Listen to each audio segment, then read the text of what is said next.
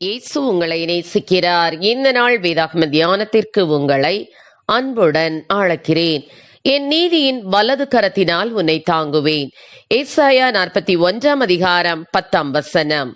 ஒரு சமயம் ஒருவர் தன் குறும்புக்கார மகனை கையில் பிடித்துக்கொண்டு மிக அதிகமான போக்குவரத்து நிறைந்த வீதி ஒன்றை கடக்க நேர்ந்தது. மகனே, என்னுடன் கவனமாக வேகமாக கடந்து வர வேண்டும். அந்த பக்கம் இருந்தும் இந்த பக்கம் இருந்தும் வேகமாக பாய்ந்து வரும் வாகனங்களுக்கு விலகி நடக்க வேண்டும் என்று கூறி துரிதமாக நடந்து மறுபக்கத்தை அடைந்தார். இப்பொழுது மகனை கவனித்தார். அவருக்கு தூக்கி வாரி போட்டது. காரணம், தன்னுடைய குட்டி மகன் தன் கண்களை மூடிக்கொண்டிருந்தான். அவர் அவனை கடிந்து கொண்டார். இனிமேல் இப்படி பொறுப்பின்றி கவனமின்றி நடந்து கொள்ளக்கூடாது என்று புத்திமதி கூறினார். கண்களை திறந்த அவன் புன்முறுவலுடன், அப்பா, நீங்கள் தான் என் கைகளை பிடித்திருக்கிறீர்களே, பிறகு நான் ஏன் அங்குமிங்கும் பார்க்க வேண்டும் என்று கூறினான். நியாயம்தானே மகனின் பதில்.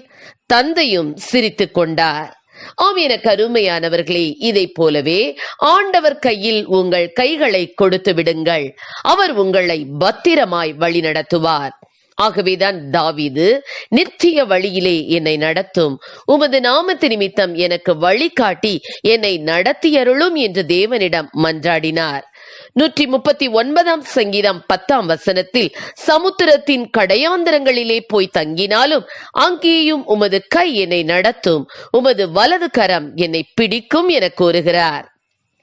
தனிமையான நேரங்களிலும் சோர்ந்து போன வேளைகளிலும் பின்மாற்றத்தில் தூரம் போனாலும் தேவனின் அன்பான கரம் நம்மை கண்டுபிடித்து நம்மை அவரின் அன்புக்கு நேராக வழி நடத்துகிறது.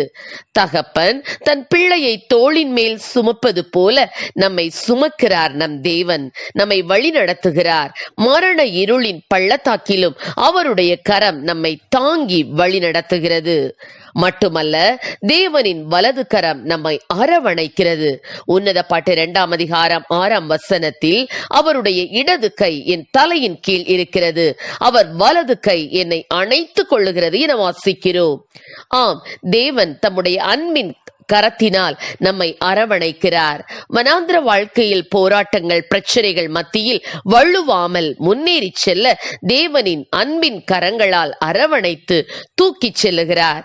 மேலும் நாம் தேவனுடைய சத்தம் கேட்டு அவர் காட்டும் வழியில் நடந்தால் எந்த தீய சக்தியும் பிசாசும் நம்மை அவர் கையில் இருந்து பறித்து கொள்ளவே முடியாது. அவர் உள்ளங்கையில் வைத்து நம்மை பாதுகாப்பார். தேவனுடைய கரம் குறுகி போகவில்லை. அவருடைய கரம் பராக்கிரமம் செய்யும்படி உயர்ந்திருக்கிறது.